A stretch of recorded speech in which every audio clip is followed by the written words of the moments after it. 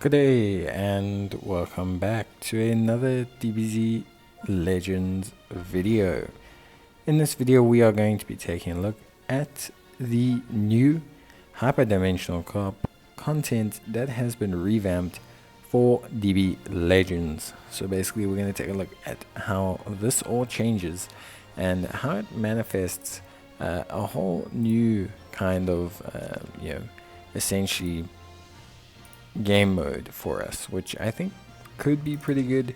It is difficult to say right now without having played it too much, but essentially it could definitely be improved. So a couple major things that you will notice. So there are revival drinks now.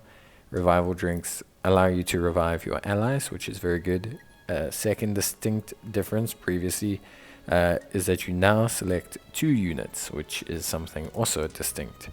There's also something called missions. These missions will pop up during the actual round, and you can complete these missions to receive additional rewards. So you can complete these missions to receive, for example, some bonus chance at equipment, some bonus chance at raid medals and dual coins, which is all pretty good. So far so good. I think pretty interesting. Ultra skip tickets can also be used now. Ultra skip tickets are a new kind of skip ticket that can be used to skip hyperdimensional co-op. Although there is some distinct requirements, you have to have completed all of the challenges for chrono crystals, and you can't use a skip ticket for the daily limit reward. So you have to play the event at least 3 times before you can start to use skip tickets on it, which is interesting. But yeah, I think overall is obviously something that's good. I think it's still pretty good that they are going to do those changes. So now you select 2 units. You can see on the front screen the typings that the boss will be changing to. So you can see that Goku will be changing from a purple type to start with to a blue type. The bonus categories and the effective bonus categories will remain consistent throughout both typings. So GT and Son family will remain relevant for both, so that's pretty good. Beyond that, pretty straightforward, very much the same game mode. There are some smaller changes.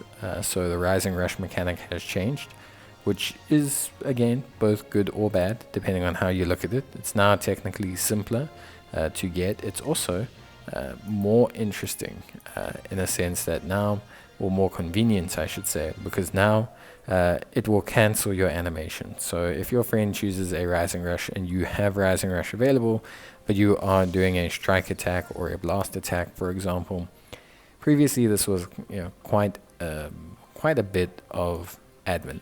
The reason being is, quite frankly, you would end up essentially not being able to dual Rising Rush with your friend due to the fact that basically you were locked into the animation. Now they basically say, you know what, listen, you can essentially do this anyway, so you're more than welcome to now cancel your animation, and with the cancellation of your animation you can now essentially move on and tackle bring on the Rising Rush. So it'll cancel your current animation, so even if you're mid-strike or mid-blast, it'll cancel it and immediately kick you into a dual Rising Rush with your ally, which is very good. It's something I think that's definitely been needed. Secondly, is now the bosses can bind you. So essentially, to cut a long story short, you can essentially be bound, which is held, and your ally will now have to break that bind by performing multiple attacks. So pretty interesting stuff. You can see at the top right hand corner under the boss's portrait there is a little timer. This timer measures how long before they change typing. So you do have a little indicator to see whether they are going to change typing, I think, which is pretty good. As you can see, there's the mission objective that is currently being displayed as well.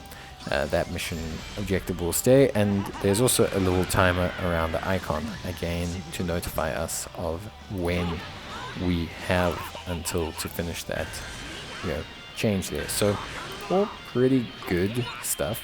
Like I said, I personally think the changes were very good. I think overall they are pretty good. You can see with the Rising Rush, the new mechanic, you now have to time a lot closer to a Dokkaebi impact in the traditional game mode. You have to have the meter fill up to the top. Now, if you both get in the small little meter at the top, you'll have a perfect rush. If one of you gets in the small meter, it will succeed. If you both do not get in the small meter, it will not succeed and it will fail. So pretty interesting how that whole mechanic works. It is obviously quite a notable change from before. Like I said, I think if I'm measuring these changes as a whole, I think for me, I'm mainly happy with what they've done. I think, yeah, at the end of the day, the changes are good. I think they can really spice up the game mode. Even if it is only temporarily, I do think it's good that they spice things up. Even if it is, only for the next year and then they change it again. I do think it's just good to spice up the game modes and to, like, create a new exciting content for people. Yeah, even if it is a hyperdimensional co-op which offers the same rewards, it's still very good to have the content that you're doing be improved or be changed. It creates a feeling of freshness in the game, and I think overall is pretty good stuff. So yeah, honestly speaking, pretty happy with the whole process. Super happy with everything. A little bit late on my changes in the video, but get used to it. You gotta get into the habit of looking at the top right hand of the screen so that you can see when he's gonna change and kind of preemptively change as soon as possible there. But yeah, that is the new Hyperdimensional Co-op mode. Hopefully I gave you guys enough information and enough of a breakdown on how to accurately play the game mode. It's very much different but the same. You still want to hit your Rising Rush at the same time. You still will have dual impacts. You'll still have your standard Link gameplay, building up attacks, keeping your Link up. All that has remained the same. I think for the most part that hasn't changed. So the premise of it hasn't changed. You just need to now remember to switch in your secondary character where possible, and that'll make things a little bit better overall. So yeah, in terms of everything else with Hyperdimensional Co-op, there's not too much really to mention. Speaking plainly, I think there is, how can I say, a sense of like the rewards are the same, everything else is the same. There's not too much. Obviously you can procure the bonus rewards during the match itself, but it doesn't extend to anything too crazy. You can get an additional copy of whatever unique equip there is, which I think is good at the end of the day. It allows you to more accurately and better farm decent equipment, but it's mainly dual coins, which are already the main currency that you receive. So some good stuff, but no real change in the apparent rewards that we get, and I think overall that's to be expected. I don't see it being changed too much. Like I said, the game mode is still in theory running pretty identical to what it was. I don't see them performing a large revamp, but yeah, that's pretty much it. I hope you guys enjoyed the video. If you did, please leave a like or leave a comment if you need any more help. And yeah, I will gladly get back to you guys. But that's it from me. Take care and bye.